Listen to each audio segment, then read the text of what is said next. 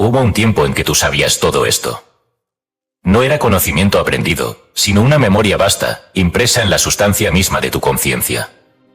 En aquel reino anterior a las formas, donde la luz no proyecta sombra y el tiempo no es línea sino expansión, tú eras. No como ahora, fragmentado por la carne, sino entero, incorruptible, vivo en tu claridad. Este libro es un eco de ese recuerdo.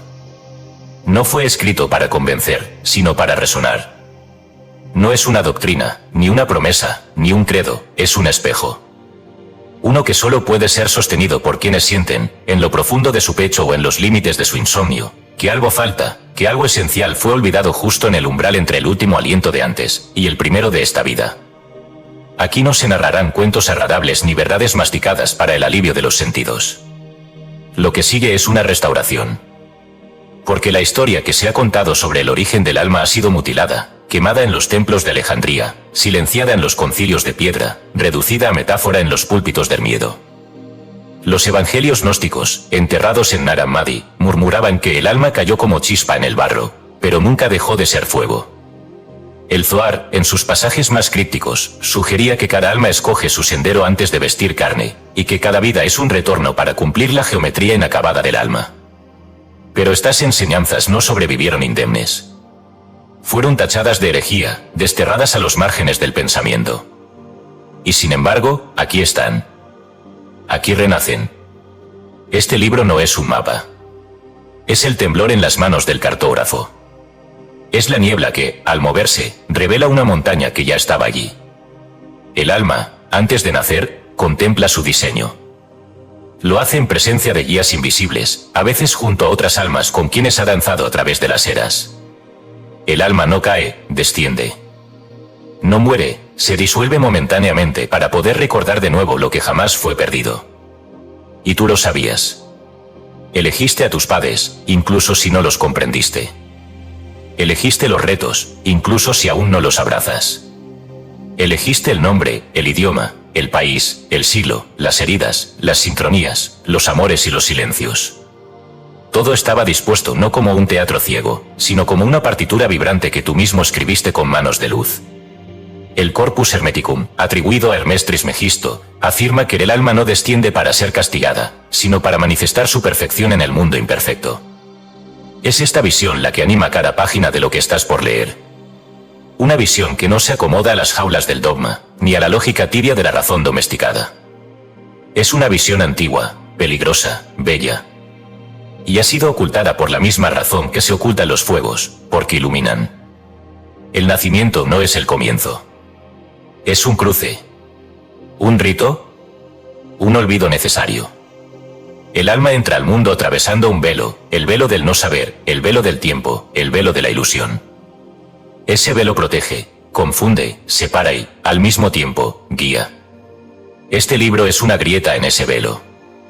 A lo largo de sus capítulos, beberás de fuentes que nunca aparecieron en tus escuelas, fragmentos de los Upanishads, líneas enterradas en las piedras de Luxor, testimonios de regresiones hipnóticas, visiones de monjes en lo alto del Himalaya, secretos encriptados en la tabla esmeralda. Escucharás la voz de Rumi susurrando que viniste a la tierra con una lámpara, no para dormir, sino para buscar. Sentirás el eco de Plotino, de Blavatsky, de Enoch, de quienes supieron que este mundo no es sino un reflejo de otro más real, más vasto, más tuyo. No se te pide creer. Solo recordar. Quizás al leer, algo en ti arda. No sabrás si es nostalgia o revelación. Quizás llores por algo que no sabías que habías perdido. O quizás, en medio de una frase, sientas un estremecimiento, un reconocimiento sin palabras, una certeza sin forma. Eso es la memoria del alma. No estás leyendo con los ojos. Estás abriendo un pergamino que tú mismo sellaste antes de venir. Ahora es tiempo. El velo está por rasgarse. ¿Estás listo para recordar lo que sabías antes de nacer? Lo que nadie te dijo antes de nacer. Escrito y publicado por Escucha tu subconsciente. Todos los derechos reservados. Hemos notado que más del 90% que visitan nuestro canal no está suscrito. Puede apoyar este proyecto presionando el botón de suscribirse y dándole me gusta al vídeo. Gracias por inspirarnos en seguir creando más y mejor contenido para ti. ¿Estás listo para transformar tu vida? Capítulo 1. el reino sin tiempo, donde no hay oriente ni ocaso, y la conciencia es la única arquitectura. Imagina por un instante que no hay mañana ni ayer, que las secuencias no fluyen y que los minutos no se acumulan. Allí, en ese estado sin relojes ni cuerpos, donde la luz no se proyecta sino que lo contiene todo, se encuentra aquello que las tradiciones más antiguas llamaron el origen velado del alma. No es un lugar, aunque a veces adopte formas para hacerse comprensible. No es un cielo, aunque muchos lo han confundido con uno. Es un campo de conciencia primordial donde el alma, antes de lanzarse a la gravedad del mundo, contempla su eternidad y decide su destino. Ese campo no responde a ninguna geometría terrestre, su única medida es la vibración. En ciertas tradiciones herméticas, este ámbito se nombra sin nombrar, porque está más allá de las designaciones. Hermes Trismegisto se refería a él como el plano donde la mente divina se refleja a sí misma antes de vestirse de manifestación. Corpus Hermeticum, fragmento 13. Allí no hay palabras, pero hay lenguaje. No hay ojos, pero todo es visto. El alma, despojada de la densidad que aquí llamamos cuerpo, flota en una matriz consciente donde el tiempo no ha comenzado a fluir porque aún no ha sido elegido. Los tibetanos lo perciben como un bardo, una transición. Específicamente, el Shirpa bardo, el estado intermedio antes del renacimiento, donde la conciencia, libre de su último cuerpo y aún no aferrada al siguiente, se orienta en un espacio etéreo según las fuerzas kármicas que la envuelven. El bardo Todol, conocido en Occidente como el libro tibetano de los muertos, describe este estado como un campo de claridad cruda, una región donde la mente, sin el velo de los sentidos, experimenta la verdadera naturaleza de todas las cosas. No es, como se suele pensar, un pasaje sombrío, sino una forma pura de ver sin forma, una preparación para volver a caer en el olvido con un propósito nuevo. Pero incluso antes de que los bardos fueran escritos, antes de que los papiros egipcios se llenaran de letanías para cruzar el Duat, ya se sabía que el alma habitaba un reino sin tiempo antes de cada vida. En los textos caldeos y en las tablillas asirias, hay alusiones a un campo de los decretos, una zona espiritual donde los destinos se traman. La tabla de los destinos, de la cual se hablaba en las cosmogonías mesopotámicas, era considerada el punto de origen de toda existencia manifestada. Quien la poseía, se decía, gobernaba el devenir.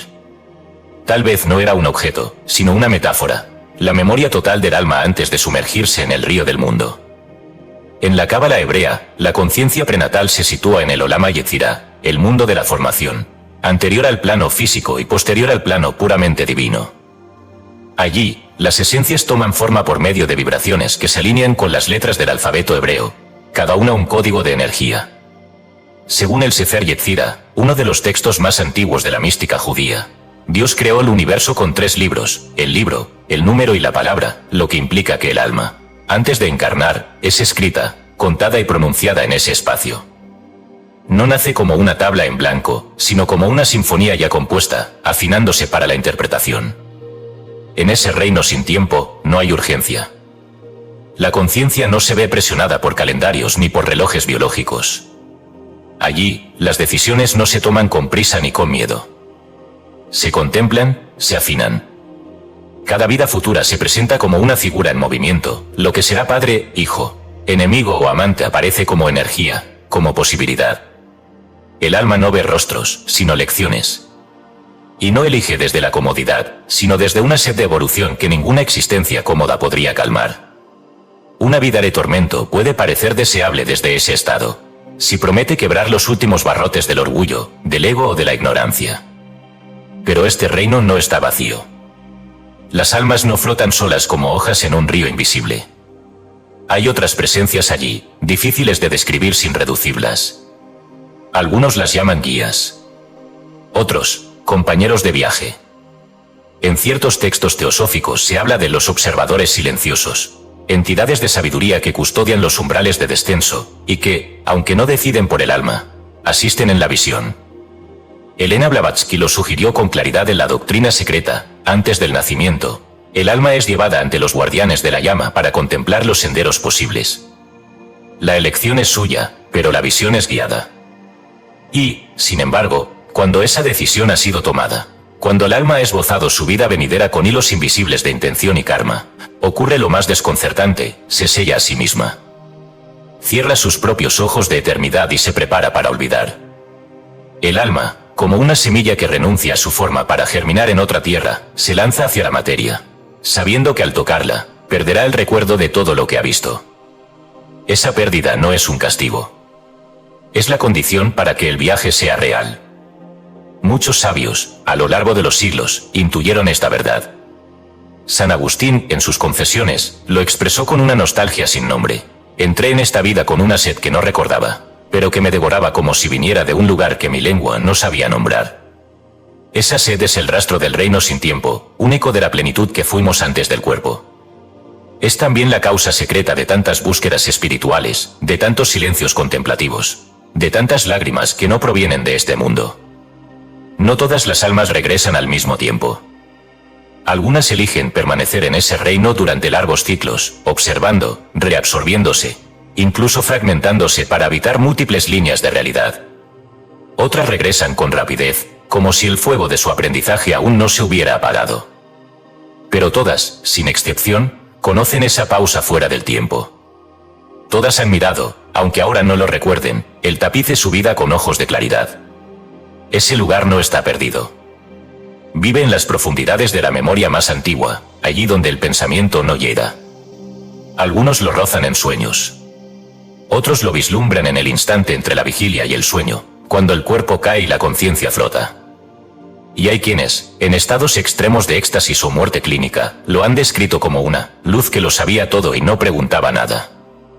No hay camino hacia el reino sin tiempo porque nunca ha estado fuera de ti. Siempre ha estado debajo del ruido, más allá del lenguaje, antes del miedo. El alma no lo ha olvidado. Solo ha cerrado los ojos. Porque, como escribió el poeta Sufí Attar en el lenguaje de los pájaros, para ver la fuente, el pez debe olvidar que está nadando. Entonces, ¿qué pasará el día que recuerdes que tú elegiste nacer? Tal vez, por primera vez, comiences verdaderamente a vivir. Capítulo 2. La mesa de los pactos. Allí donde el alma se encuentra consigo misma, antes de habitar el nombre que no recuerda. Antes de que el alma se sumerja en el olvido, hay una reunión. No es un evento en el sentido humano del tiempo, ni una asamblea formal como la que los hombres celebran bajo techos y linajes. Es un instante extendido en la eternidad, una comunión sin palabras, donde la conciencia contempla las infinitas permutaciones de su viaje venidero. Allí, la identidad que aún no se ha encarnado se sienta, por decirlo así, ante una mesa invisible y luminosa, en la que están desplegados los senderos posibles, los lazos antiguos, los nudos por desatar, y las semillas que ha decidido germinar en el tiempo. En ese umbral que no pertenece ni al cielo ni a la tierra, el alma no está sola. Hay presencias que no son cuerpos, pero tampoco son meras ideas.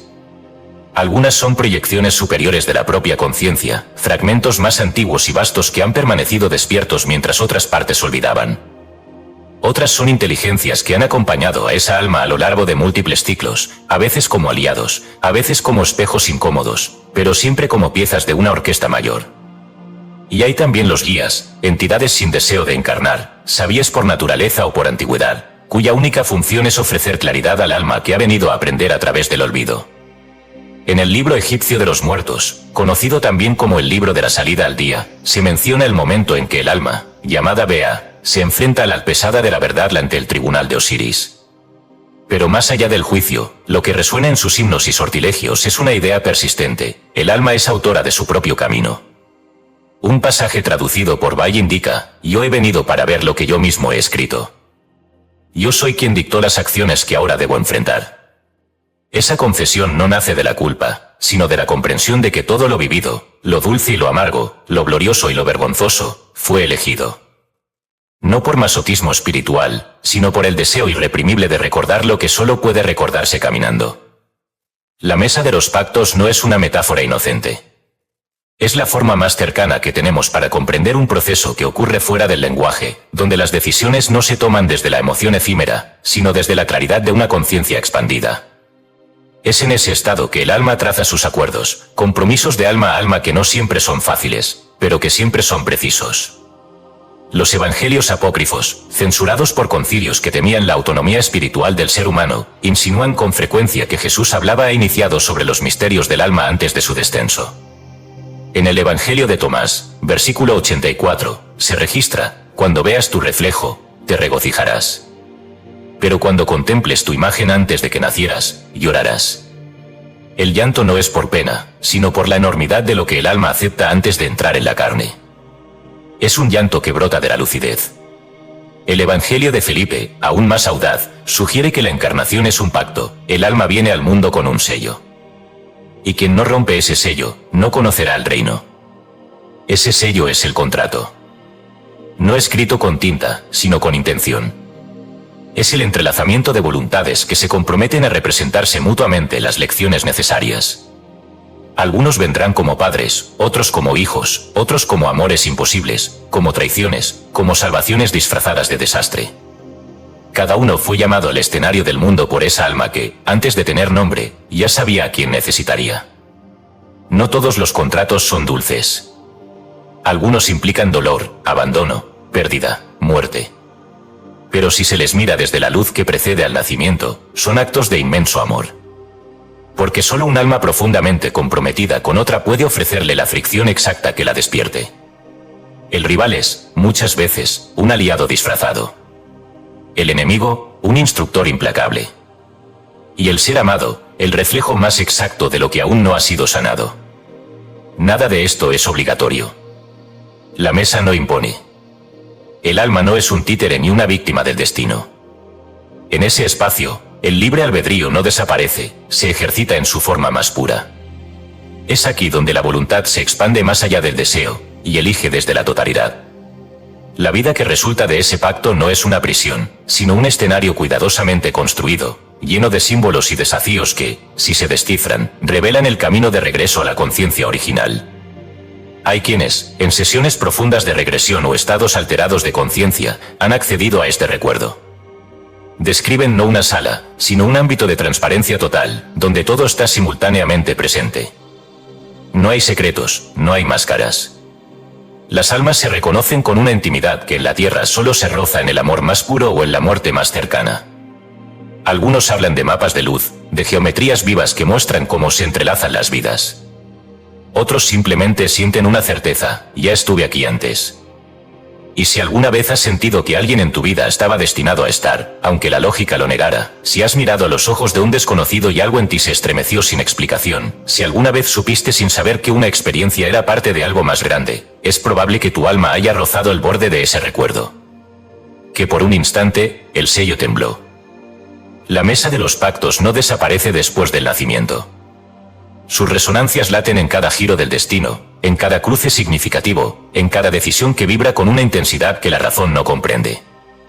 La vida, entonces, no es una suma de accidentes, sino una sinfonía de acuerdos, una danza coreografiada por el alma cuando aún recordaba la música. Pero lo más inquietante, lo más profundamente transformador de esta verdad, no es que la hayas olvidado. Es que la escribiste tú. Y eso significa que puedes volver a recordarla. No para evitar el dolor, sino para darle un significado tan vasto que lo abarque. Para entender que lo que vives no es castigo, ni azar, ni burla del universo, sino un guión escrito con fuego y compasión por un ser que aún arde en ti, tu alma antes del nombre. Entonces, si alguna vez te preguntaste por qué naciste en esta familia, en este cuerpo, en este siglo, la respuesta no está afuera.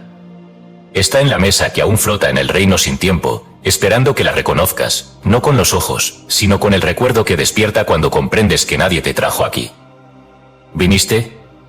Y todo lo que vives, lo pactaste con la eternidad. Capítulo 3. El velo del olvido. Donde el alma cierra sus ojos para aprender a ver. El alma no cae. Desciende. Lo hace sabiendo que cada paso hacia la materia es un alejamiento de la claridad, una renuncia voluntaria a la totalidad que la envuelve en su estado original. En ese tránsito, hay un momento exacto, imperceptible y absoluto, en el que se rasga la conciencia luminosa y se sella el recuerdo. Ese instante es conocido por muchas tradiciones, pero pocas han comprendido su profundidad. Porque lo que para los sentidos parece un olvido, para el espíritu es un acto sagrado. Olvidar no es un error. Es un pacto. Una condición acordada antes de cruzar el umbral hacia la vida. Si el alma encarnara sabiendo, si descendiera recordando, no aprendería lo que solo puede revelarse en la sombra. Es en el no saber donde la experiencia cobra sentido. En la pérdida momentánea del origen, la vida se transforma en una búsqueda, y la búsqueda en una revelación. Sin olvido no hay libertad. Sin libertad no hay elección. Y sin elección no hay crecimiento.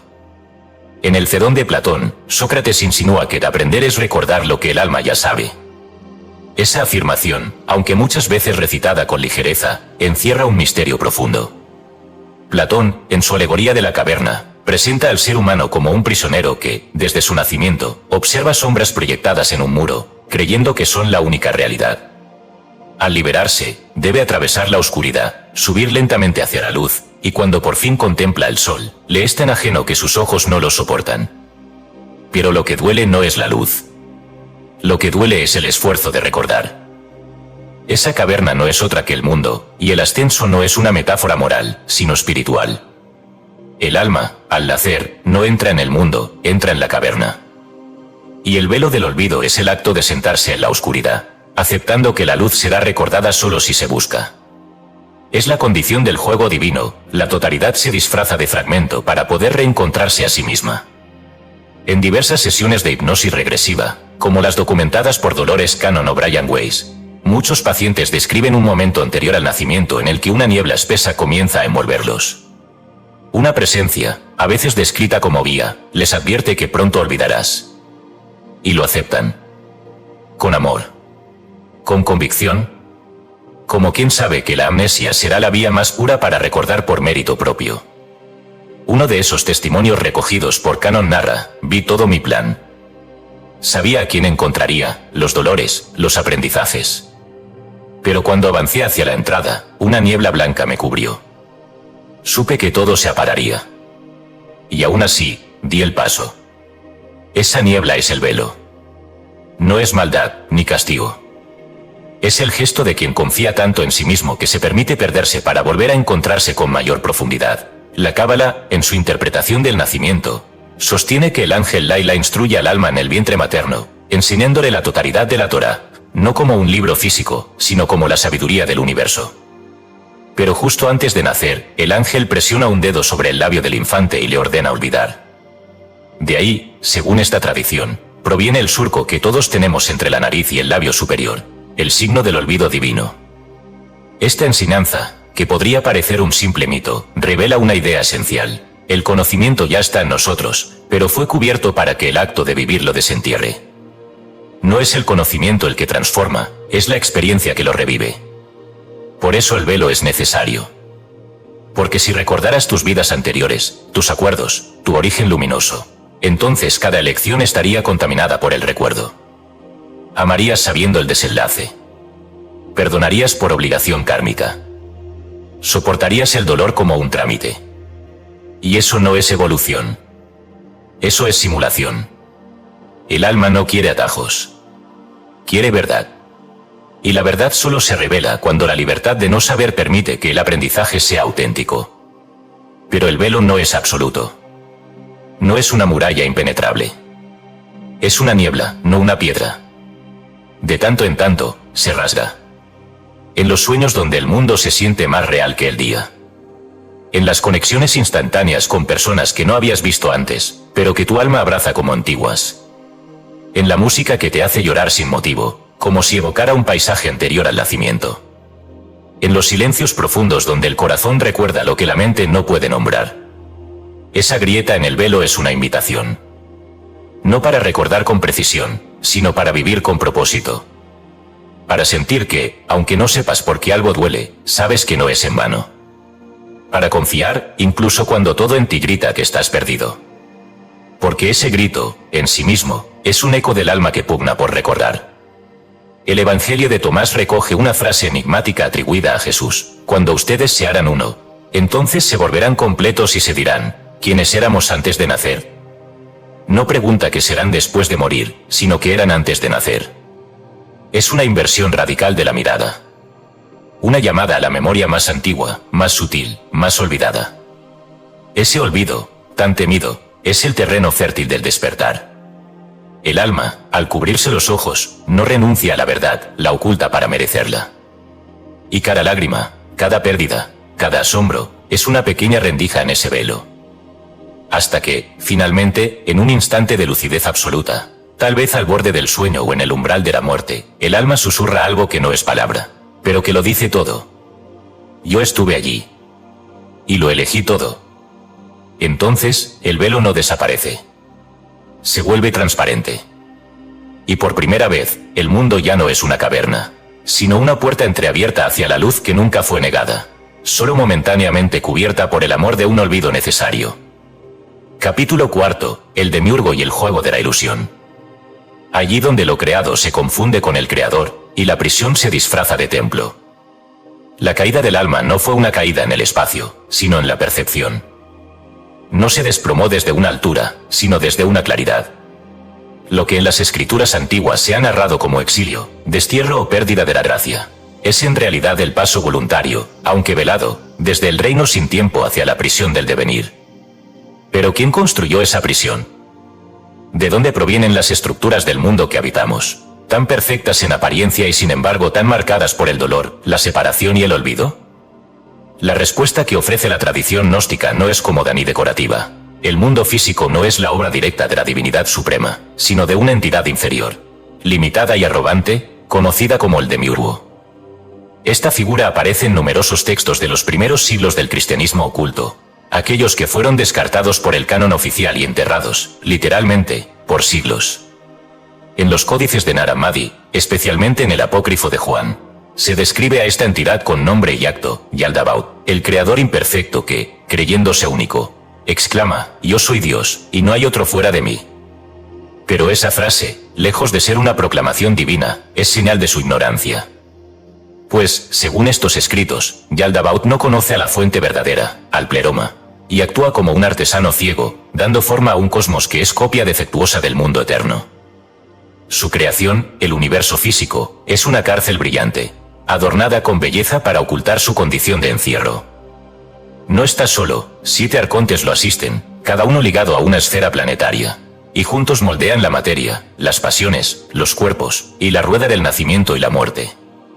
El alma, procedente del pleroma, desciende y queda atrapada en este sistema.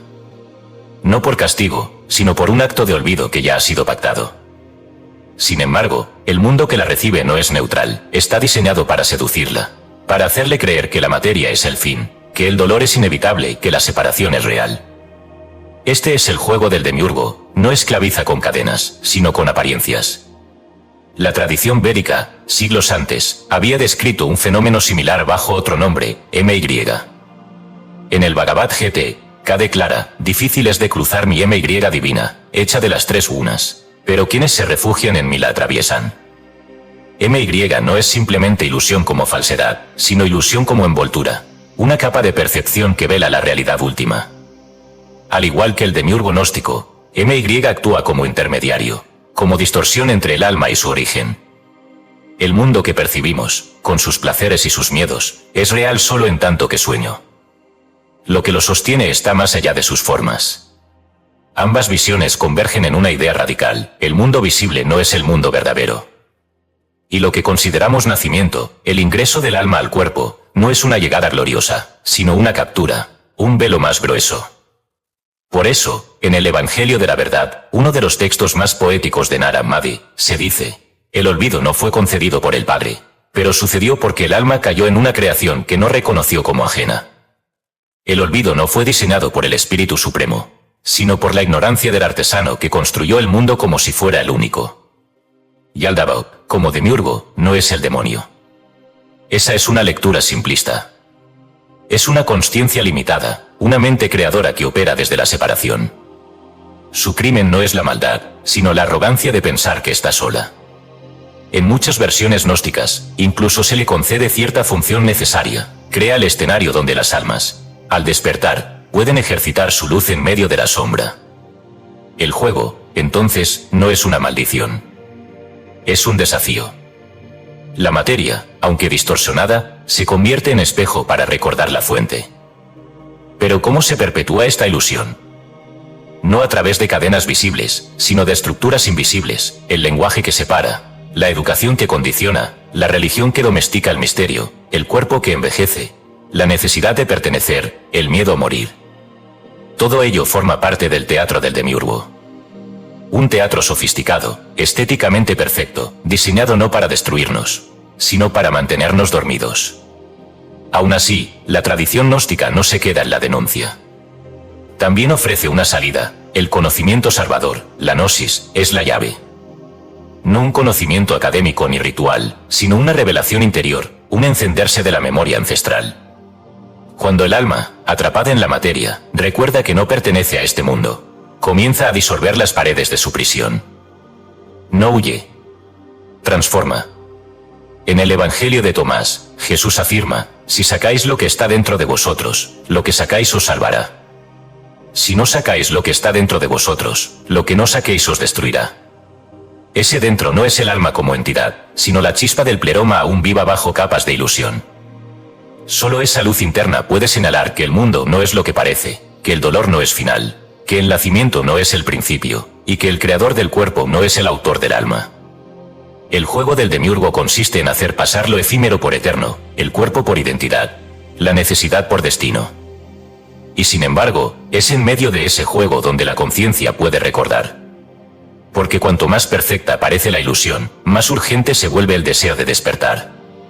Así, la creación del falso Dios se convierte en el campo de entrenamiento del verdadero ser.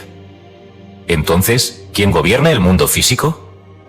Quizá la pregunta misma sea parte del juego. Quizá lo importante no es saber quién lo gobierna, sino recordar que tú no perteneces a él. No del todo. No para siempre. Y al hacerlo, comienzas a gobernarte.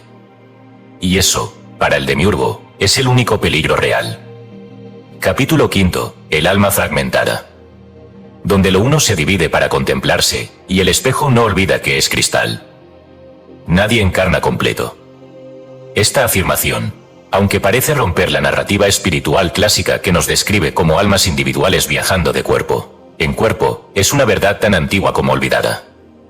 Lo que llega al mundo físico no es la totalidad de lo que eres, sino una porción precisa, un rayo desprendido de un sol mayor.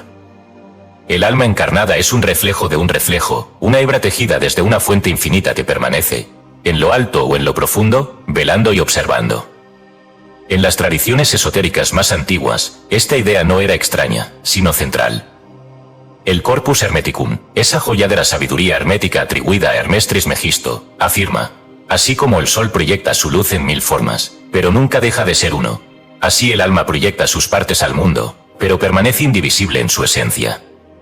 No hay error en el descenso, ni trauma en la separación, hay propósito en la fragmentación. La totalidad no puede conocerse a sí misma sin devenir en muchas.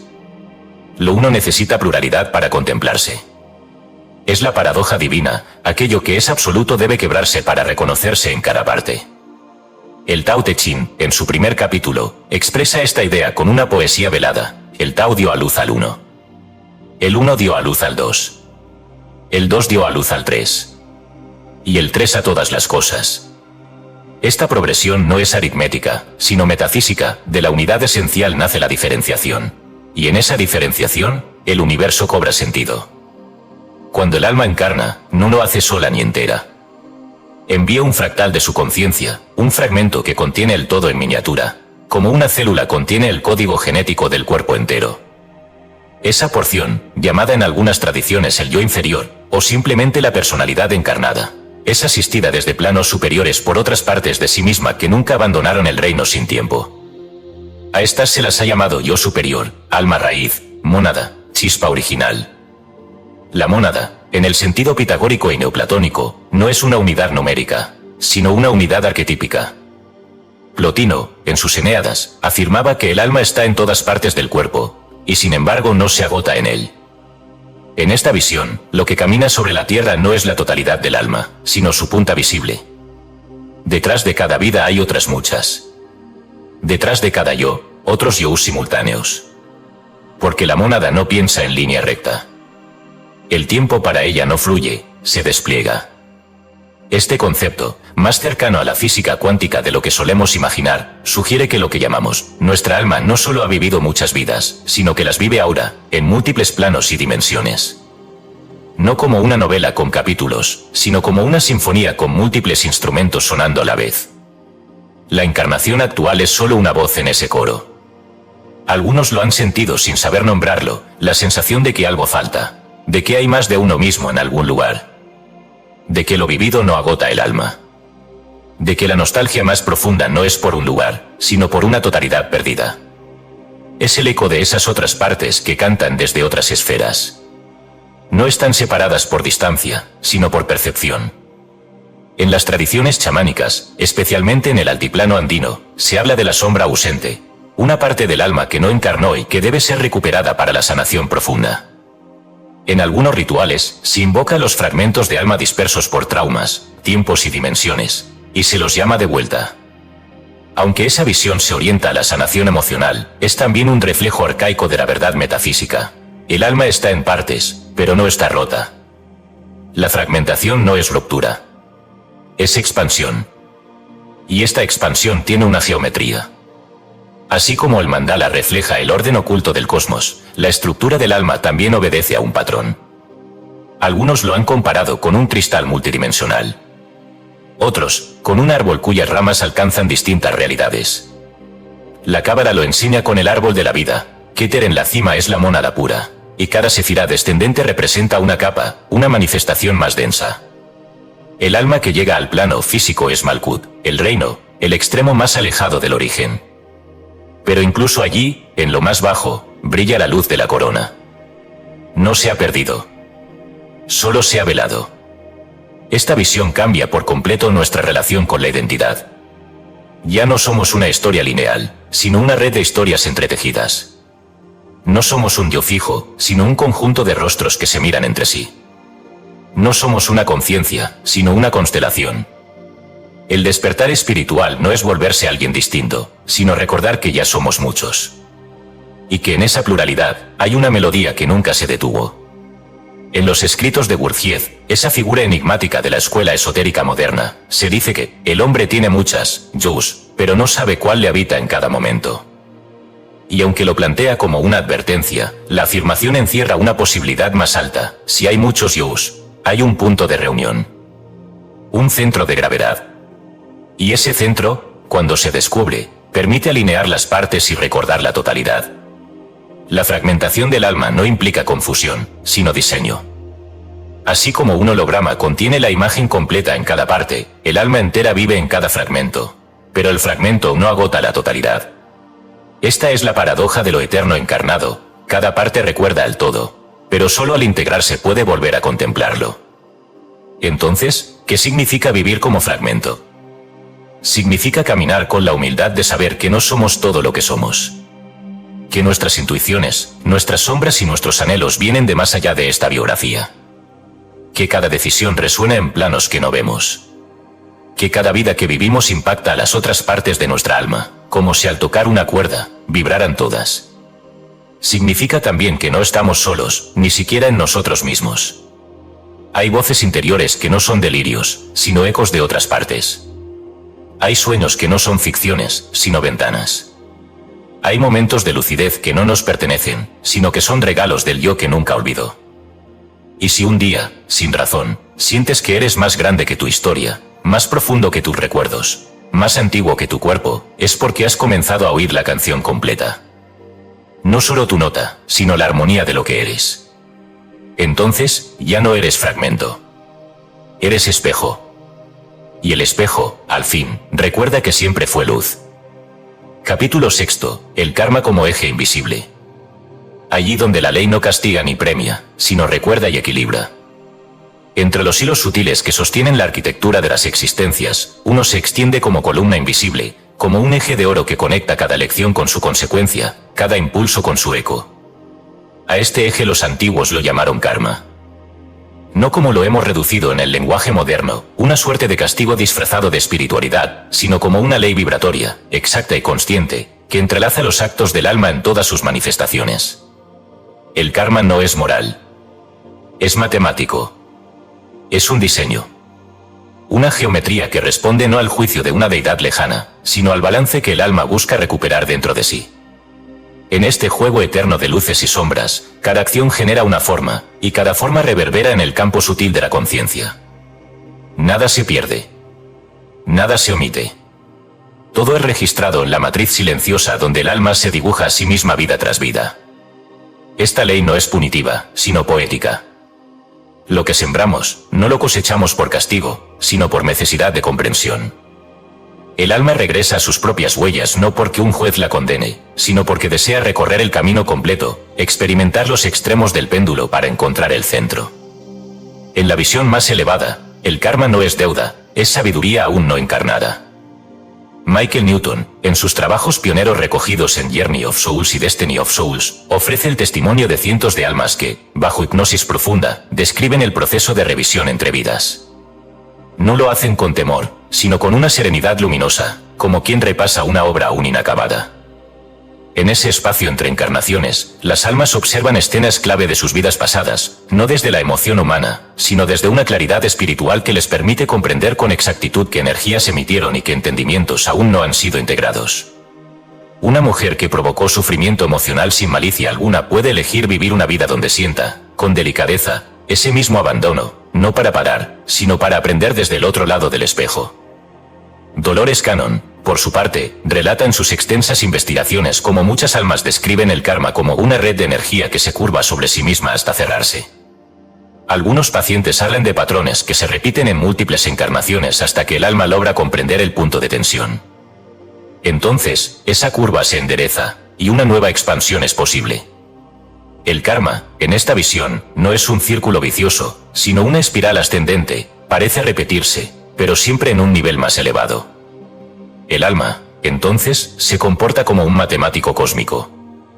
Observa las ecuaciones internas que no han sido resueltas, los desequilibrios entre dar y recibir, entre hablar y callar, entre herir y sanar, y traza los contornos de una nueva vida que permita ajustar la fórmula. Lo hace con precisión, sin sentimentalismo, como un compositor que desea que la sinfonía de su existencia logre al fin la nota justa que quedó inconclusa en la vida anterior. Esta visión disuelve el juicio. Porque nadie vive lo que vive por castigo ni por azar. Las pruebas no son accidentes. Las bendiciones no son regalos. Todo es geometría de conciencia. Incluso el sufrimiento más intenso, cuando es observado desde la totalidad, revela su función dentro de la ecuación. Quien fue arrogante puede elegir una vida de humildad forzada. Quien rechazó el amor puede renacer en un entorno sediento de afecto. Quien causó separación puede venir a unir, a través del arte, la sanación o la entrega. Nada de esto ocurre como imposición externa. El alma no obedece a un tribunal, sino a su propia sed de integridad. El Bhagavad Gita, texto central de la filosofía védica, lo expresa sin adornos. Tan sutil es la ley del karma que ni los sabios la comprenden del todo. Pero quien actúa sin apego a los frutos, se libera de sus lazos. La clave está aquí, el karma no se interrumpe con buenos actos, sino con actos conscientes. No es la acción, sino la intención. No es el resultado, sino el estado del alma al emitirlo. Y por eso la liberación no llega al cambiar lo externo, sino al despertar dentro de la acción.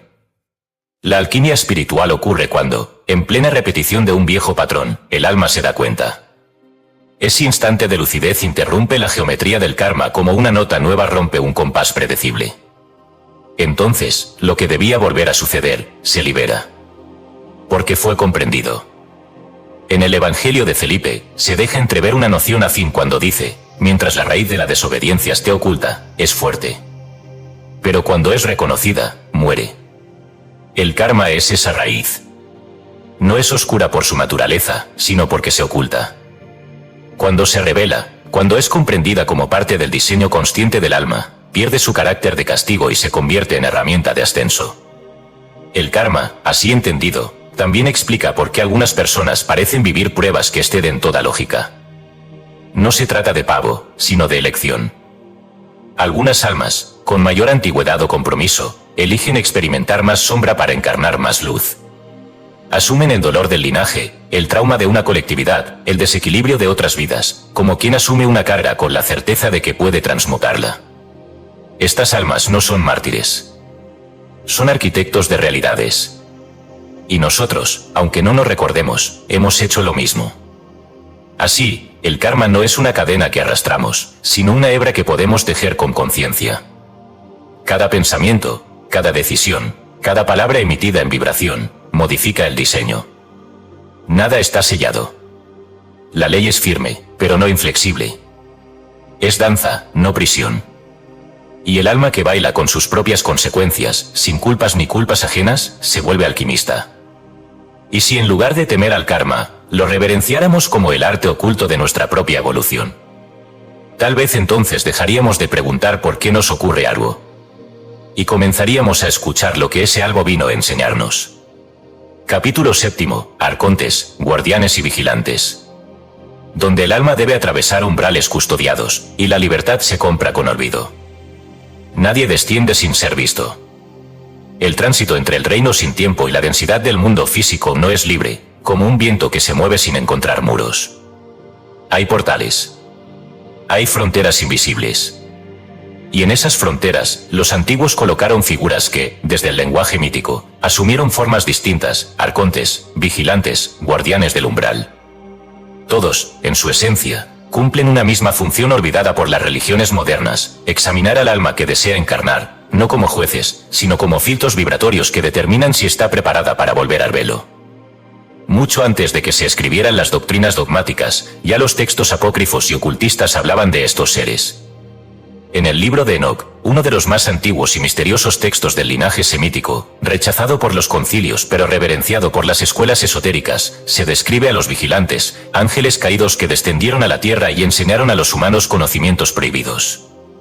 Pero más allá de su transgresión, se les muestra también como observadores del orden cósmico, guardianes de las puertas entre dimensiones. Ellos conocen los nombres, las rutas, las estrellas que cruzan las almas. En el capítulo 15 del libro de Enoc, se menciona, y sus almas, al morir, no suben al cielo ni descienden a la tierra, sino que permanecen en medio, hasta el día del juicio. Ese medio no es solo un limbo pasivo, sino un umbral activo, un plano donde fuerzas conscientes examinan y regulan los flujos de encarnación. No todo lo que desean hacer puede hacerlo de inmediato. Hay acuerdos, revisiones, e incluso oposiciones. Los gnósticos, siglos más tarde, darían a estas entidades un rostro más inquietante.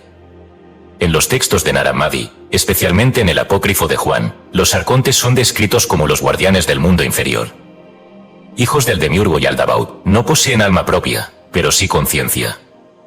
Su tarea no es castigar, sino mantener la estructura de la ilusión. Controlan las esferas planetarias, influyen en el pensamiento humano, y sobre todo, custodian los umbrales del nacimiento y la muerte. El alma, según estos textos, debe atravesar sus dominios para encarnar.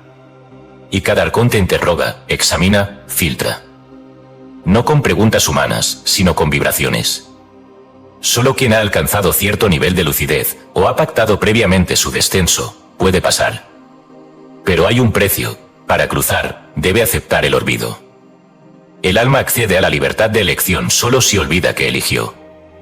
Este es el intercambio, libre albedrío a cambio de ignorancia temporal. Luz atrapada en forma. Espíritu vestido de carne. Es aquí donde el mito toca la médula de lo real. Porque lo que parece fantasía arcaica, seres invisibles custodiando puertas entre mundos, se refleja, con otros lenguajes, en las experiencias reportadas por pacientes de regresión hipnótica profunda. Dolores Cannon relata que muchas almas, antes de nacer, describen encuentros con guardianes, figuras de intensa energía que muestran, una última vez, la vida que se ha elegido. Preguntan: ¿estás seguro? El alma, aún recordando su origen, asiente. Y entonces, cae en la forma, en el tiempo, en la densidad. ¿Pero quiénes son estos seres? No son buenos ni malos. Son función. Arquetipos conscientes que operan en los límites de la realidad percibida. El zoroastrismo hablaba de los yazatas, seres de luz que median entre el uno y el mundo. El hermetismo describe a los vigilantes del cielo, fuerzas cósmicas que mantienen el equilibrio entre planos. Incluso en el esoterismo cristiano más profundo, figuras como Metatron o Sandalfon operan como enlaces entre el espíritu eterno y la materia temporal. La pregunta que muchos temen hacer, pero que las tradiciones veladas se atreven a plantear, es esta: ¿por qué hay que pasar por estos guardianes?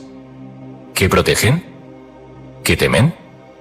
La respuesta, siempre susurrada, nunca gritada, es sencilla: protegen al alma de sí misma. Porque descender sin olvido sería una condena insoportable. Recordar la totalidad en medio de la fragmentación produciría locura. Sentir el infinito en un cuerpo finito sería una tortura. Por eso el velo es impuesto por amor. Y los arcontes, aun en su aparente dureza, cumplen con una ley más alta que ellos mismos. El libre albedrío es el regalo más sagrado del alma encarnada. Pero no puede ser entregado junto con el recuerdo. Porque saber lo que se eligió haría que las decisiones pierdan su peso. Y sin peso, no hay evolución. El alma necesita creer, por un tiempo, que no sabe. Solo así, al descubrir, al errar, al amar con esfuerzo, elige de verdad. Estos guardianes también están presentes en los umbrales internos.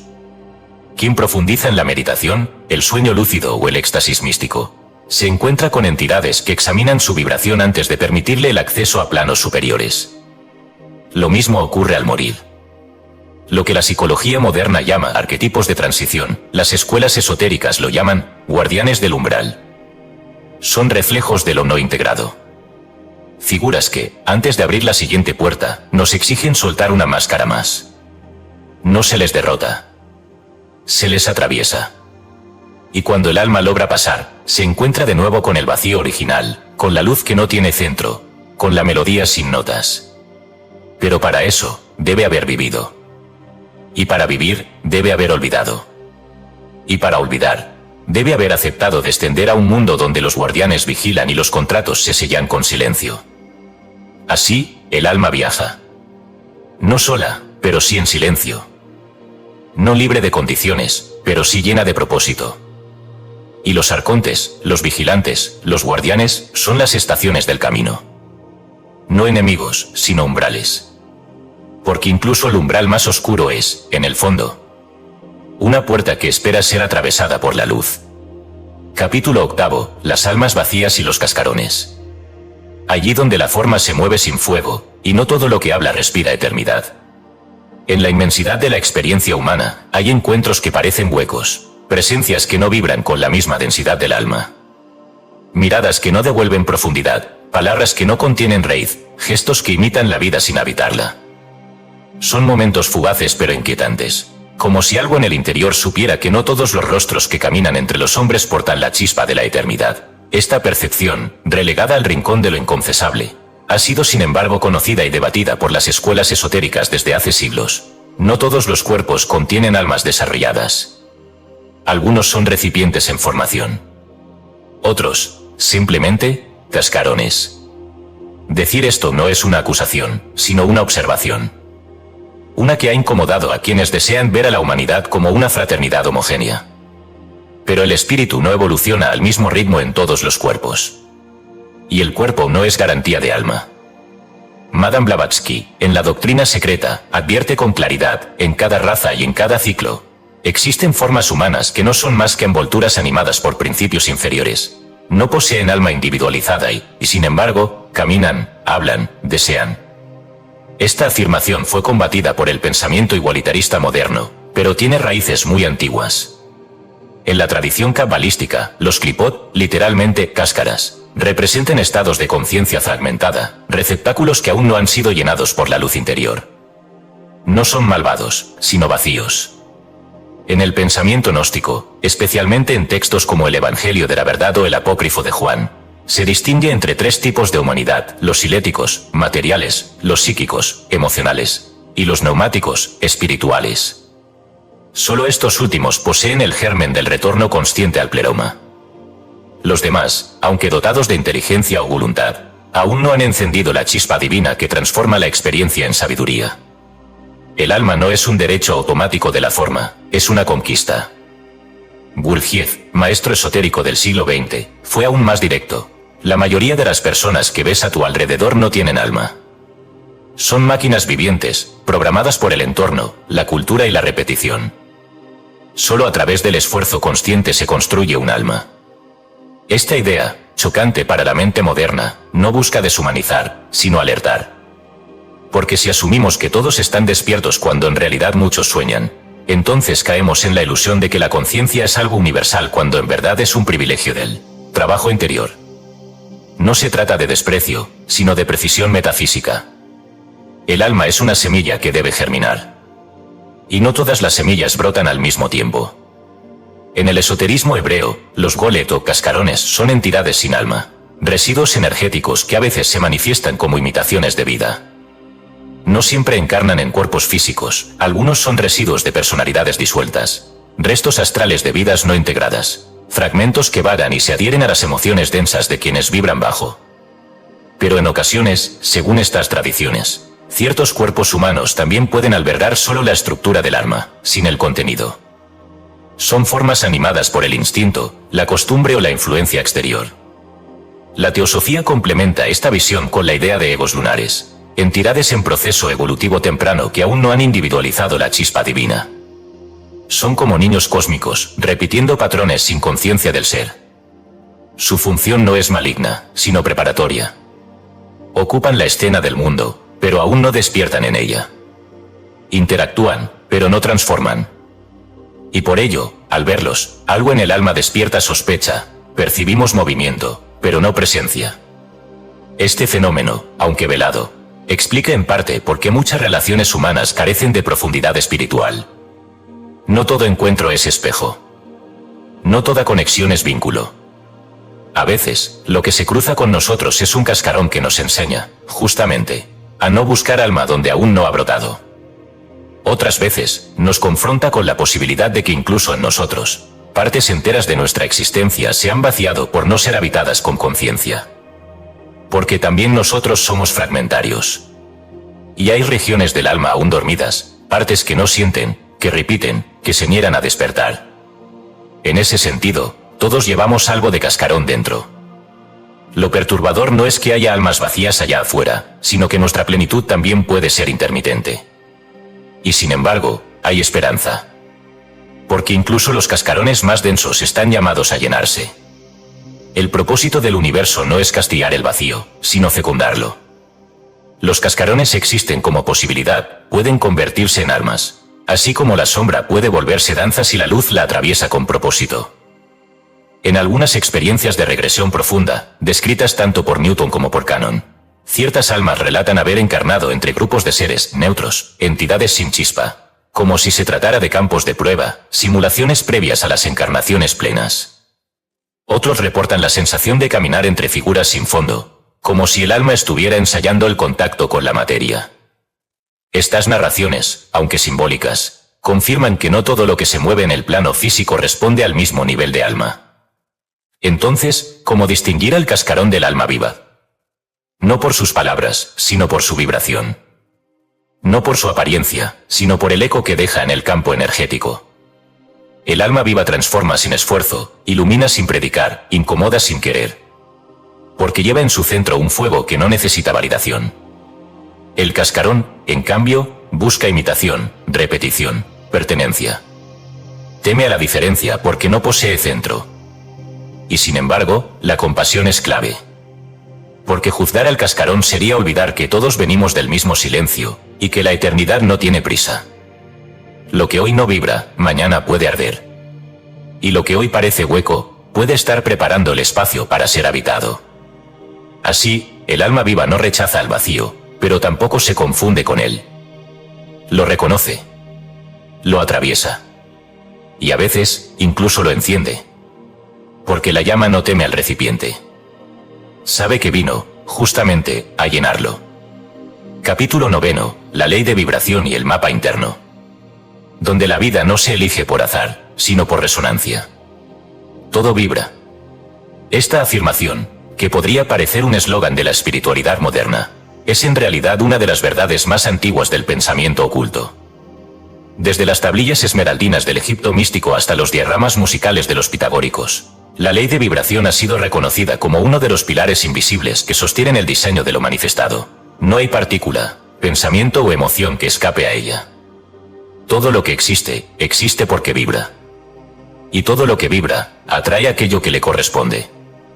La elección de una vida no responde al azar, ni al capricho de un creador, ni siquiera a una lista de méritos pasados. La vida se elige por frecuencia.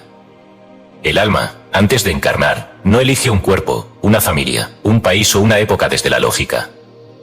Lo hace desde la resonancia. Como una cuerda que vibra ante el llamado de otra cuerda que le es afín, la conciencia se alinea con la realidad que refleja su estado interno.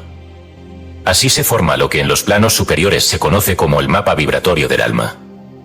La tabla esmeralda, atribuida a Hermes Trismegisto, sintetiza este principio con su axioma más célebre: Lo que está abajo es como lo que está arriba, y lo que está arriba es como lo que está abajo, para hacer los milagros de una sola cosa. Esta no es una afirmación moral ni simbólica, es una ley física del espíritu. Lo que vibra en los planos sutiles, desciende y se densifica como reflejo material. La vida que se vive es el eco de la frecuencia que se es. La vibración del alma es un lenguaje sin palabras. Es la melodía que define qué experiencias son posibles, qué relaciones se atraen, qué pruebas se cruzan. No se trata de pensar en positivo ni de proyectar deseos superficiales. Se trata de estar en sintonía con una frecuencia esencial, una nota de origen que pulsa desde lo profundo del ser. Los pitagóricos comprendieron esto desde un ángulo luminoso. Para ellos, el universo era una sinfonía matemática, y cada alma era una nota dentro del gran acorde de lo real. Todo es número, decía Pitágoras, pero su número no era aritmética, sino vibración. El alma encarna cuando su frecuencia encuentra una octava resonante en la materia. Esa frecuencia incluye karmas, lecciones, dones, heridas y propósitos. No hay error. Todo lo que ocurre está afinado con lo que somos. El Zohar, obra central del misticismo judío, expone en su lenguaje velado que cada alma desciende según la medida de su luz y el recipiente que puede contenerla. No todas las almas pueden sostener la misma intensidad. Por eso, algunas encarnan en entornos de luz, otras en esferas de densidad. No como premio o castigo, sino como compatibilidad energética. El recipiente no determina la luz encuentra el recipiente adecuado para su expansión. Este principio también explica por qué muchas almas, en regresiones profundas, describen su proceso de encarnación como un descenso vibratorio.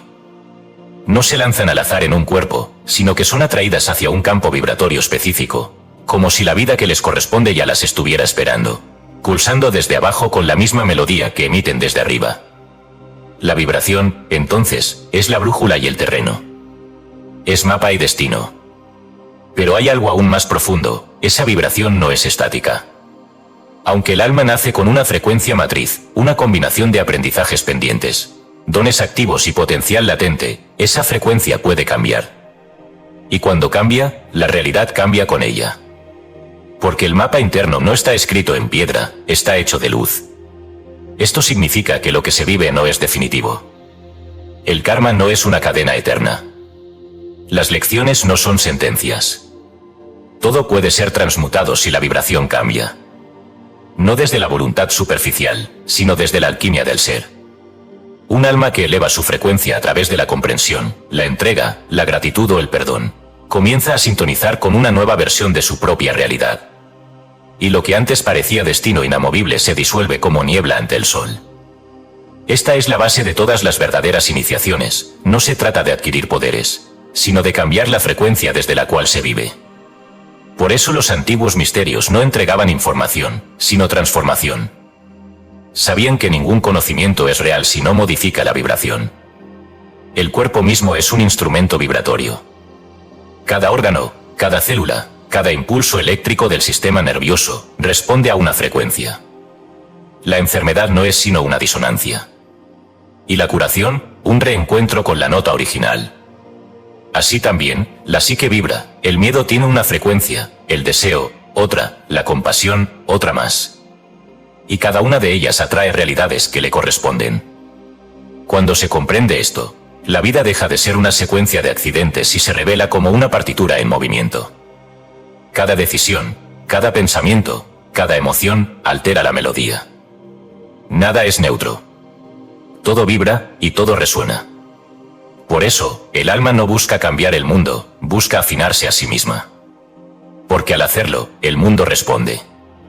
Hay quienes, incluso sin saberlo, vibran en amor puro, y atraen oportunidades, personas, revelaciones. Hay quienes, por sostener rencores, habitan una realidad de fricción. Y hay quienes, entre la niebla del caos, encuentran una nota única que los guía de regreso a su origen. Esa nota es su verdadera vibración. Y cuando el alma la reconoce, todo el universo, como un espejo perfecto, canta con ella. Capítulo 10. El tiempo como ciclo de repetición. Donde el reloj no avanza, sino respira. A veces, la vida cruje como un suelo ya pisado. Hay gestos que parecen eco, decisiones que repiten un guión nunca leído, lugares que se sienten más hogar que la infancia. Es como si el alma supiera que ya ha pasado por aquí, como si la existencia no fuera una línea, sino una espiral que nos hace volver sobre nuestros propios pasos, no para castigarnos, sino para ver con otros ojos lo que antes no supimos mirar. El tiempo, ese misterio que el pensamiento moderno ha convertido en calendario, no corre hacia adelante como una flecha, sino que respira. Se contrae y se expande. Se curva. Vuelve. El alma no lo transita como viajero nuevo, sino como peregrino que recorre, una y otra vez, el mismo templo interior, esperando que una mirada distinta lo convierta, por fin, en sagrado. Friedrich Nietzsche, en un gesto que aún resuena como un tambor en la filosofía de lo eterno, planteó la idea del eterno retorno no como una metáfora, sino como una posibilidad radical. Y si un día o una noche un demonio se deslizara en tu soledad más profunda y te dijera, esta vida, tal como la vives ahora, la vivirás una y otra vez, incontables veces, ¿sin ningún cambio? Este pensamiento, recogido en la Gaia Ciencia, no era una amenaza, sino una prueba. ¿Puede el alma abrazar su destino lo suficiente como para desear repetirlo eternamente? Lo inquietante es que, para ciertas tradiciones, esto no es una hipótesis filosófica, sino una realidad espiritual. La repetición es la clave del aprendizaje profundo. El Eskya, una de las 6 escuelas clásicas del pensamiento hindú, enseña que la prakrti, la naturaleza, y la purva, la conciencia, se entrelazan en ciclos de manifestación que solo cesan cuando se alcanza la liberación. Las experiencias no son únicas ni nuevas, sino reiteraciones necesarias para disolver el velo de la ignorancia. La vida es una repetición hasta que se vuelve comprensión. Desde esta perspectiva, el alma puede haber vivido esta vida antes. No solo en otra época, sino exactamente este nombre, este cuerpo, este escenario. Regresiones profundas, como las documentadas por Michael Newton o Brian Weiss, a veces muestran casos donde los sujetos relatan con detalle no otras vidas, sino la misma vida vivida previamente, aunque con pequeñas variantes. Un matrimonio que no ocurrió. Un hijo que no nació. Una muerte que fue evitada. Es como si el alma, enfrentada al núcleo no resuelto de una experiencia, volviera a ella una y otra vez hasta lograr su transmutación. La metáfora más precisa quizá no sea el círculo perfecto, sino la espiral. No volvemos al mismo punto, pero sí a su resonancia más próxima. Cada repetición tiene un matiz distinto, una oportunidad de ver distinto. El universo, en este sentido, no castiga, insiste. No como maestro severo, sino como alquimista paciente. Cada ciclo es un intento más de perfeccionar la nota. Cada retorno, una posibilidad de cantar sin disonancia. Esto no implica un determinismo cruel. Implica que la libertad verdadera no está en escapar del ciclo, sino en vivirlo con tal conciencia que se rompa desde adentro.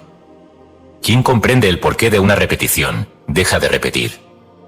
Como enseñaba el Zohar, cuando el alma aprende lo que antes no supo ver, el mundo ya no necesita mostrarle ese rostro. La repetición también se esconde en los patrones familiares, en los lazos que cruzan generaciones, en los impulsos que heredamos sin saber por qué. Muchos de los encuentros que vivimos no son nuevos, sino continuaciones. Vínculos inacabados que se reencuentran para redimirse. El otro, tantas veces, no es nuevo. Es conocido. Es el mismo alma que aún no supimos amar como merecía. El ciclo se presenta como oportunidad, no como condena. En la enseñanza esotérica de Gurdjieff, el alma que no se vuelve consciente repite no solo sus errores, sino su entera estructura psíquica. El hombre mecánico es reciclado. El hombre consciente puede transformarse. Esto revela que la repetición no es obligatoria, sino proporcional al nivel de lucidez. La libertad está reservada a quienes despiertan. El resto, gira. Y sin embargo, incluso en el giro, hay belleza. Hay una perfección silenciosa en este sistema que permite al alma intentar de nuevo. Donde la historia que parecía cerrada vuelve a abrirse, y donde el dolor que creíamos definitivo vuelve como semilla de otra posibilidad. El ciclo no es una trampa.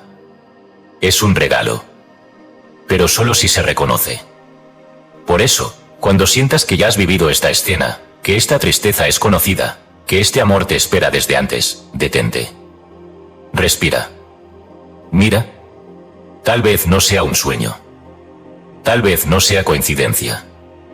Tal vez el tiempo, como un espejo redondo, esté ofreciéndote la oportunidad de hacer distinto lo que antes hiciste sin alma. Porque en este juego, todo se repite, hasta que despiertas. Y cuando despiertas, la espiral se abre. Y por primera vez, caminas sin repetirte. Capítulo 11. La nostalgia divina. Allí donde el alma llora sin causa, y el corazón recuerda lo que la mente ha olvidado. Hay un dolor que no nace de heridas visibles. No proviene de pérdidas concretas, ni se inscribe en eventos tangibles. Es un anhelo sin objeto, una tristeza que no tiene nombre, pero que habita el pecho con la intensidad de algo que se ha extraviado desde siempre. A ese dolor, los antiguos lo llamaron nostalgia divina. No es la añoranza de un lugar, sino del estado original del alma. No se trata de recordar un rostro, sino de presenciar la ausencia de la totalidad perdida. Esta nostalgia no puede explicarse con palabras comunes. Llega como una ráfaga en medio de la rutina, como un escalofrío sin frío, como una lágrima que surge sin historia. Hay quienes la sienten al mirar el cielo, otros en medio de la multitud. Algunos, en la noche callada, al borde del sueño. Y hay momentos en que la música, como una llave sin puerta, la desata de golpe, una nota, un acorde, y el alma se estremece como si alguien desde un reino olvidado hubiese pronunciado su verdadero nombre.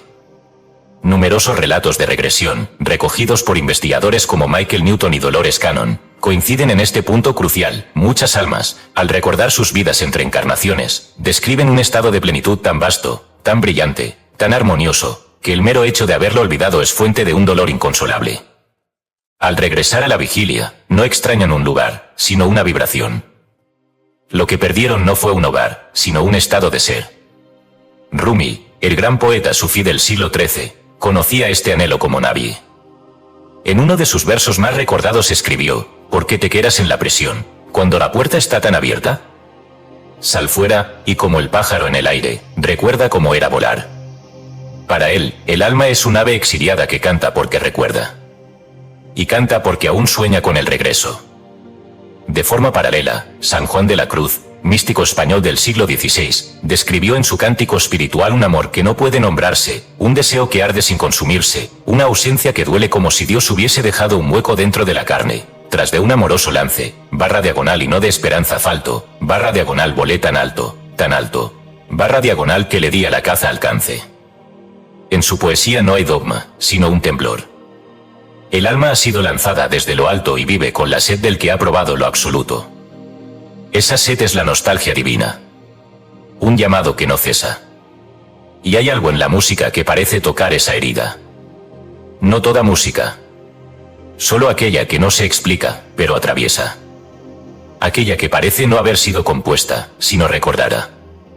Es como si cada alma tuviese una melodía secreta, un código sonoro que le pertenece desde antes del tiempo, y que, al ser oído, activa la memoria de lo sagrado. En muchas culturas ancestrales, los chamanes hablaban del canto del alma como una vibración única que podía ser recuperada en estado de trance. Ese canto no sanaba por sus palabras, sino porque reactivaba la resonancia con el origen.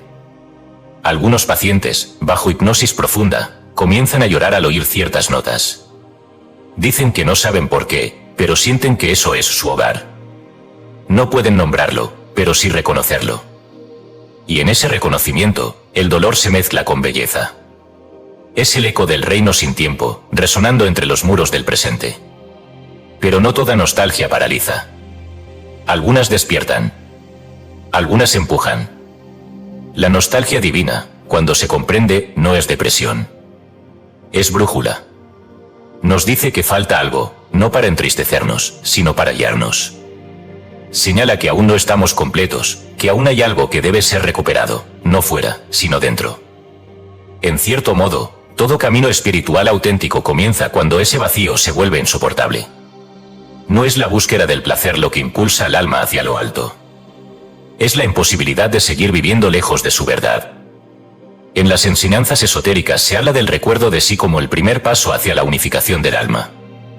No se trata de recordar datos ni vidas pasadas. Se trata de recordar que somos algo más que lo que aparentamos. De intuir, en medio del caos, que hay un ritmo secreto que aún nos pertenece. La nostalgia es la prueba de que ese recuerdo es posible. Porque nadie extraña lo que no ha tenido. Solo se puede añorar aquello que ya se fue. Y si se fue, puede volver. Esa nostalgia, por tanto, es un testimonio sagrado. el alma no está rota. Está velada.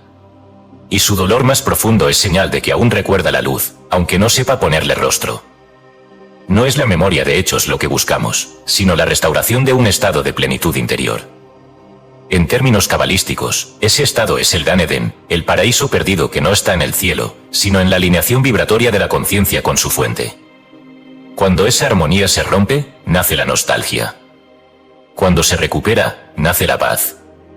Pero ¿cómo se transita este dolor sin caer en el vacío? ¿Cómo convivir con la ausencia sin que se vuelva desesperación? La respuesta no está en llenar el hueco con ilusiones. Está en habitarlo. En hacer de esa herida un santuario. Porque solo el alma que reconoce su exilio puede regresar con honra. Solo quien ha amado sin poseer puede amar con eternidad. Y así, el alma camina. No sin lágrimas, pero sí con dirección. Su nostalgia no es debilidad. Es fidelidad. Es la parte que se niega a olvidar del todo. La que resiste el sueño. La que, en medio del mundo, aún escucha la canción de su origen. Porque hay un lugar que no puede nombrarse, pero que arde en el pecho como un himno silente. Y mientras no regresemos allí, seguiremos cantando en lenguas rotas. El idioma de lo que fuimos antes de caer. Capítulo 12. El grupo álmico y los rostros repetidos. Allí donde el amor y el conflicto son pactos, y cada rostro es un espejo de regreso. La vida no ocurre en aislamiento. Aunque el alma encarne sola en un cuerpo, no desciende como un solitario viajero. A su alrededor, invisibles pero vibrantes, se entrelazan otras llamas con las que ha danzado en tiempos remotos. No todos los encuentros son nuevos, muchos son reencuentros. Y los lazos más profundos, tanto los más dulces como los más amargos, suelen estar tejidos desde antes del nacimiento. Esta red invisible de afinidades, pactos, choques y lealtades es lo que las antiguas escuelas esotéricas llamaron el grupo álmico. Hay personas que aparecen en nuestra vida con una intensidad imposible de explicar. Su sola presencia conmueve o incomoda.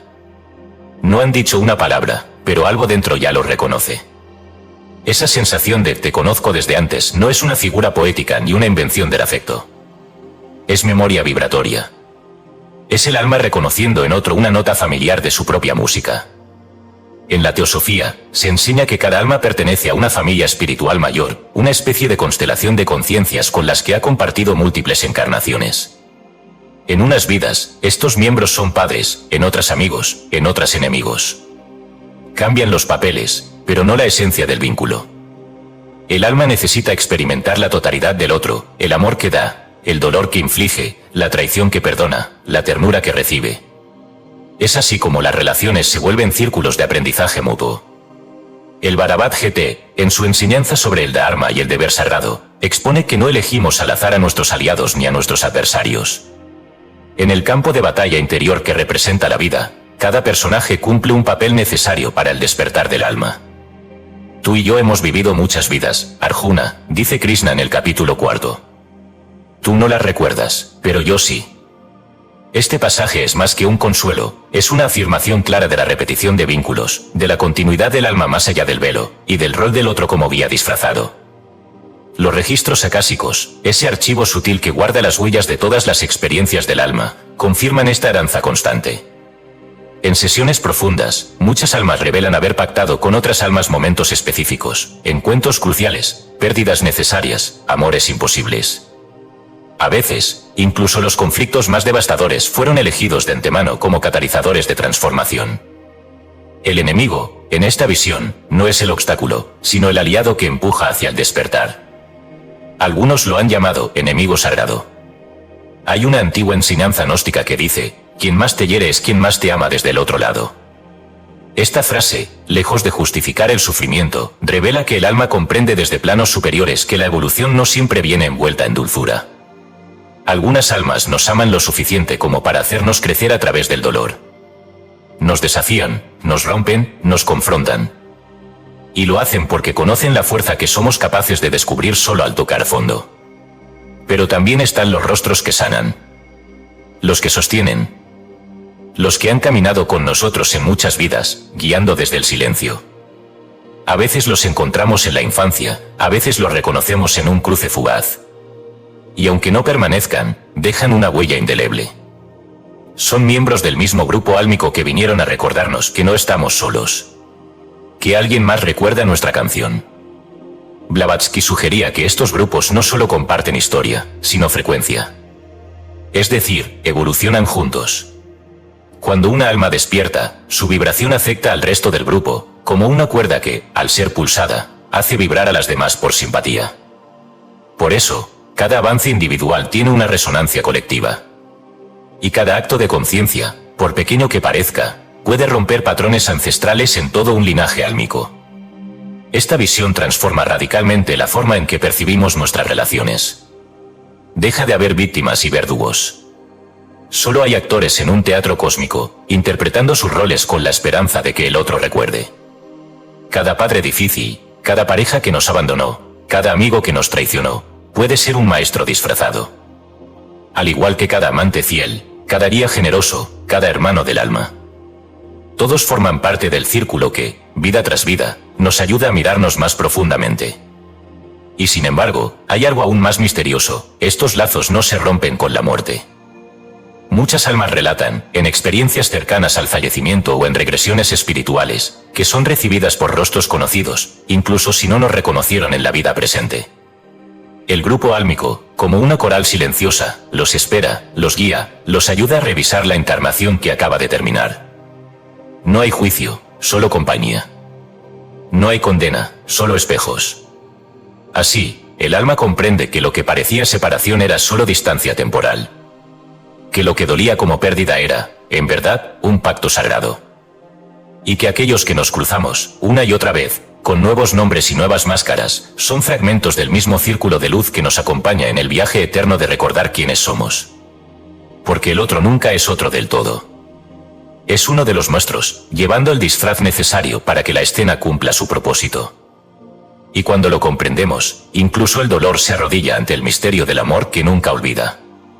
Capítulo 13. Las vidas que no encarnaron. Donde los destinos que no ocurrieron aún susurran desde los pasillos del alma. Hay una sensación que no tiene nombre, pero pesa. Es la certeza silenciosa de que algo pudo haber sido y no fue. No es el lamento común por decisiones mal tomadas, sino un eco más profundo, como si una parte de nuestra existencia se hubiera quedado esperándonos en otro corredor del tiempo. Hay quienes sueñan con vidas que no vivieron, con ciudades que nunca pisaron, con rostros que saludan desde dimensiones no cruzadas. Hay quienes, al mirar el cielo o caminar por ciertas calles, sienten una nostalgia que no pertenece a esta historia. No están delirando. Están oyendo el murmullo de las vidas que no encarnaron. Cada alma, antes de nacer, contempla una vasta galería de posibilidades. No hay un solo camino trazado, sino un abanico de potenciales que vibran con distintas lecciones, ritmos y grados de intensidad. En los planos previos a la encarnación, el alma es a la vez guionista y espectador. Observa escenarios posibles, relaciones probables, destinos alternos. Algunos caminos se eligen. Otros, simplemente, no se toman. Pero todos dejan una huella, como guiones no rodados que aún existen en los archivos del espíritu. En el misticismo sufí, Ibn Arabi hablaba de las formas de posibilidad como realidades intermedias que, aunque no se manifiestan en el mundo físico, existen en el plano del Lamalmi, el mundo imaginal. Según esta enseñanza, todo lo que pudo haber ocurrido y no ocurrió, todo lo que fue soñado por el alma y no manifestado, vive allí. Las vidas no encarnadas son reales en su propia dimensión, no como fantasía, sino como geometrías espirituales aún no desplegadas.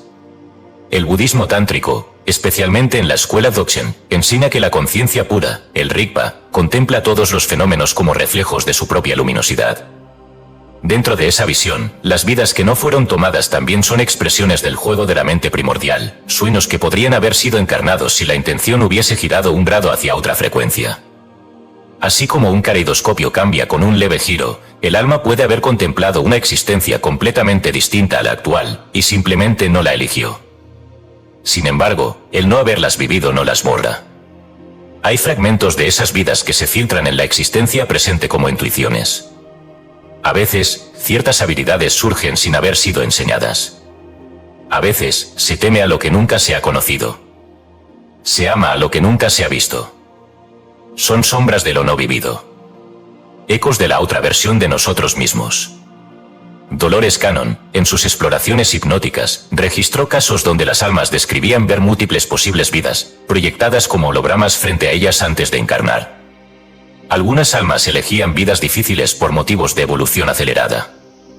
Otras rechazaban vidas por temor, o por sentir que aún no estaban listas.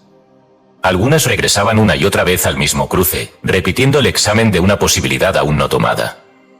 Esas vidas, según los relatos, no se pierden, quedan suspendidas en una especie de matriz vibratoria, a la espera de una futura encarnación o de una integración simbólica. El alma no solo encarna para actuar, sino también para reconocer lo que ha quedado en la periferia. A veces, las decisiones presentes son guiadas por la resonancia de vidas no vividas. Un impulso repentino, un cambio radical, un rechazo inexplicable, pueden ser el alma recordando caminos que no tomó, pero que aún reclaman ser comprendidos. Hay algo poético en saber que no somos solo el resultado de lo vivido, sino también de lo que fue negado, postergado, reescrito. Las vidas no encarnadas conforman la sombra luminosa de nuestro ser. No son errores ni fracasos, son posibilidades que el alma guarda como futuros alternos, a veces para retomarlas, a veces solo para mirarlas con gratitud. Y sin embargo, hay algo más profundo aún. Algunas almas, especialmente las más avanzadas, son conscientes de múltiples vidas simultáneas. En ciertos estados ampliados de conciencia, relatan estar viviendo varias líneas temporales a la vez, como si el alma superior se desplegara en varias encarnaciones paralelas, cada una explorando un aspecto distinto del aprendizaje. En ese sentido, las vidas que no encarnaron aquí podrían estar desarrollándose en otro plano. Somos uno, pero somos muchos. Somos una historia, pero también somos el conjunto de todas las historias no contadas. El Zohar sugiere que cada chispa de alma busca su vasija, y si no la encuentra en este mundo, se prepara en el próximo. No toda intención se realiza en esta vida. Algunas deben esperar. Algunas deben migrar a otros planos. Pero nada se pierde. La conciencia es conservación sutil. Y lo que no fue, aún vibra. Entonces, cuando sientas que algo dentro de ti no ha sido expresado, cuando una emoción surja sin causa, cuando un sueño te muestre una vida extraña que se siente más real que la actual, no lo ignores. Tal vez no sea una fantasía. Tal vez estés tocando el contorno de una existencia no encarnada, una de las tantas que el alma contempló desde su trono antes del descenso. Y si escuchas con atención, tal vez oigas su susurro. No fui elegido, pero existo. No fui vivido, pero te habito. No fui tú, pero fui posible. Capítulo 14. La fuga del ciclo, el alma liberada. Allí donde cesa el giro de la rueda y el silencio se vuelve eterno. En el corazón de cada tradición espiritual auténtica, hay un anhelo no por más vidas, sino por el fin del retorno. No como rechazo de la existencia, sino como su culminación. El alma, tras girar incontables veces en la rueda de la forma, desea descansar no en el sueño, sino en la integración. No en el olvido, sino en la plenitud que ocurre cuando ya no es necesario volver, que sucede cuando el alma ha comprendido todo, perdonado todo, amado todo, y puede, al fin, fundirse en lo que nunca dejó de ser. En el hinduismo, este estado final se conoce como moksha, la liberación de la rueda del samsara, el ciclo interminable de nacimiento, muerte y renacimiento. Pero no es una evasión ni una renuncia. Es el reconocimiento último de la unidad esencial. El jiva, el alma individual, se disuelve en el brahman, la conciencia universal. Como una gota que cae en el océano, dicen algunos. Pero los sabios matizan, no es solo la gota la que entra al océano, sino el océano mismo reconociéndose en la gota. El libro tibetano de los muertos, o Bardo Todol, describe con asombrosa precisión las etapas posteriores a la muerte, y entre ellas contempla la posibilidad de liberación total. El alma, al cruzar los estados intermedios, los bardos, tiene oportunidades sucesivas para reconocer su naturaleza luminosa original. Si lo hace, no regresa. Si lo olvida, nace de nuevo. Oh noble hijo, escucha con claridad, en el instante de la muerte, aparece la clara luz del Dharmakaya, si la reconoces como tu verdadera esencia, serás liberado.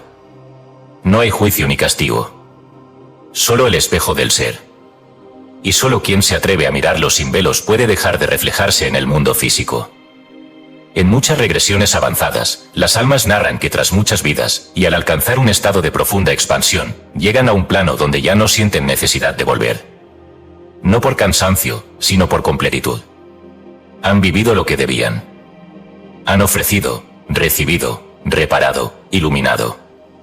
Allí, en esa dimensión de paz sin forma, se presentan dos caminos, el de la fusión total con la fuente, y el de regresar voluntariamente, no por karma, sino por compasión. Algunos eligen ser guías, otros regresan como almas servidoras. Pero ya no están atrapados en el ciclo. Han logrado lo que los antiguos llamaban la fuga. Sri Aurobindo, el gran místico y filósofo del siglo XX, ofreció una visión más audaz: no basta con escapar del mundo, hay que transformarlo. Para él, la verdadera liberación no es huida, sino encarnar lo divino en lo humano. El alma liberada no necesita irse del ciclo, puede caminar sobre la tierra sin quedar atrapada por ella. En su obra La vida divina, escribió: la meta no es abolir el mundo, sino divinizarlo. Desde esta visión, el alma liberada no desaparece, sino que se vuelve luz encarnada. Su presencia eleva la vibración del todo. Este estado ha sido llamado de muchas formas: el Arat en el budismo, el liberado en vida o Jivanmukta en las Upanishads, el Logos encarnado en el gnosticismo, el Cristo vivo en la mística cristiana más profunda. Pero en todos los casos, se trata del mismo misterio, un alma que ha concluido su aprendizaje y que ya no está sujeta a la ley del retorno. Pero ¿cómo se siente esa liberación? No hay palabras suficientes, pero las metáforas cerradas intentan acercarse. Es el silencio sin deseo. Es la plenitud sin movimiento. Es el amor sin objeto. Algunos la comparan con el sueño sin imágenes, otros con el fuego sin llama. Pero los místicos coinciden en algo: no hay angustia, no hay espera, no hay sombra. Solo una paz que no necesita opuestos para existir. Y sin embargo, muchas almas, aun teniendo la opción de no volver, eligen regresar. No por karma, sino por servicio. Se convierten en bodhisattvas, en almas guía, en guardianes silenciosos del despertar colectivo. No tienen que estar aquí, pero están. No buscan nada, pero ofrecen todo. Son los que irradian sin hablar. Los que miran y algo en ti recuerda. Los que aparecen en tu vida como pura bendición, sin motivo. No porque lo necesiten, sino porque tú lo necesitabas. ¿Y cómo saber si uno está cerca de la fuga? No hay señales externas. No hay estigmas ni milagros visibles. Solo una creciente indiferencia hacia lo transitorio y una creciente devoción hacia lo eterno. Un amor que no exige. Una sabiduría que no presume. Una paz que no necesita explicar su origen. Cuando el alma se acerca a su liberación, ya no se aferra al cuerpo, ni a la identidad, ni al tiempo. Vive en el mundo como quien sabe que es un reflejo. Actúa como quien ya ha regresado al hogar. Y aún así, no todos quieren escapar del ciclo. Algunos comprenden que el círculo es sagrado. Que no es prisión, sino ritmo. Que no es castigo, sino danza. Y deciden girar una vez más, no por necesidad, sino por amor.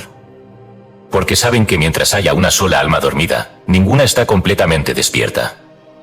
Porque comprenden que la fuga más alta no es huir del mundo, sino amar su imperfección hasta transfigurarla.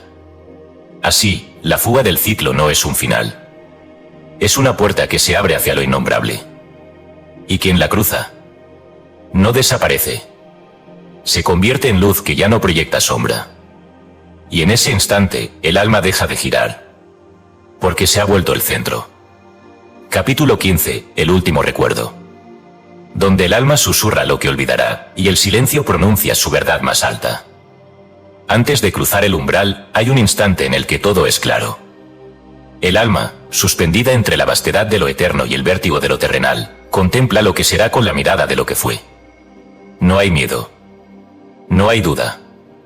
Solo la conciencia desnuda, basta como un cielo sin fondo, sabiéndose parte del todo y, al mismo tiempo, dispuesta a olvidar ese todo para encarnar en un fragmento. Ese instante es el último recuerdo. No se trata de un pensamiento ni de una imagen. Es una vibración pura. Como una nota musical que aún no ha sido tocada, pero que ya contiene toda la sinfonía. El alma, antes de descender, no lleva maletas ni palabras. Lleva un símbolo. Un sello vibratorio. algo tan simple y tan absoluto que puede sobrevivir incluso al olvido más profundo. ¿Qué diría el alma si pudiera hablar desde ese umbral? Tal vez no usaría frases. Tal vez no diría nada. Pero si tuviera que expresar su verdad en un lenguaje que pudiéramos comprender, susurraría algo así. Te dejo todo lo que eres. Yo seré tú, pero tú no sabrás que eres yo. Tendrás miedo, y en ese miedo buscarás mi nombre. Tendrás amor, y en ese amor me recordarás. Olvidarás el origen, pero no la sed. Olvidarás el propósito, pero no la inquietud. Y cada lágrima que caiga será un mapa de regreso. No me busques afuera. Yo estaré allí, donde nadie mira. En el centro callado de ti mismo. Muchos sabios han intuido este momento sin nombre. Plotino escribió que el alma, al partir del uno, se tiñe con la tinta del mundo, pero conserva en su centro una chispa inalterada. Los gnósticos hablaban de una semilla de luz que el demiurgo no podía tocar. En las tradiciones chamánicas se enseña que cada alma baja al mundo cantando su propio nombre, pero que la primera respiración lo borra, y la vida es el arte de volver a cantarlo con otro tono. Ese instante, justo antes del primer latido, es un acto de entrega. El alma se pliega sobre sí misma y acepta el velo. No como castigo, sino como ofrenda. Olvidar para volver a aprender. Caer para recordar cómo volar. Fragmentarse para poder reconocerse en lo múltiple. En ese acto, hay una belleza que ninguna palabra puede capturar del todo. Es la belleza de quien, sabiendo que morirá a su divinidad por un tiempo, sonríe de todos modos. Y entonces, cae. Se cierra el velo. La luz se vuelve carne. La eternidad se comprime en un instante. El alma, que era estrella, se vuelve aliento. Lo infinito, que era canto, se vuelve grito. Y comienza la danza. Pero aquel símbolo, aquel último recuerdo, no desaparece. Se esconde. Se convierte en los sueños que no entendemos. En los gestos que repetimos sin saber por qué. En las conexiones inexplicables. En la música que nos hace llorar. En la mirada de un desconocido que nos atraviesa sin razón. Ese símbolo es distinto para cada alma. Algunos lo sienten como una geometría. Otros, como una palabra que no existe en ningún idioma. Otros, como un color que no puede ser visto. Pero todos lo llevan dentro. Y a veces, en los momentos más quietos, lo recuerdan. No con la mente, sino con el alma misma. Y cuando eso ocurre, aunque sea por un segundo, se disuelve la separación. Y todo vibra con sentido.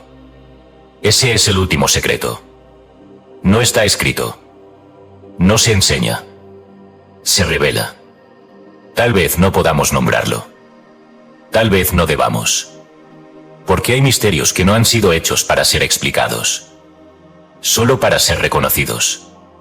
Y cuando, en el fondo de la noche, sientas que todo ha perdido forma.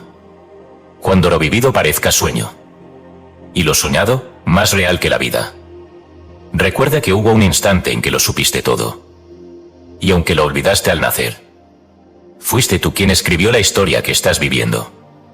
Tú, desde ese umbral. Tú, antes del primer aliento. Tú, con la eternidad aún temblando en tus labios.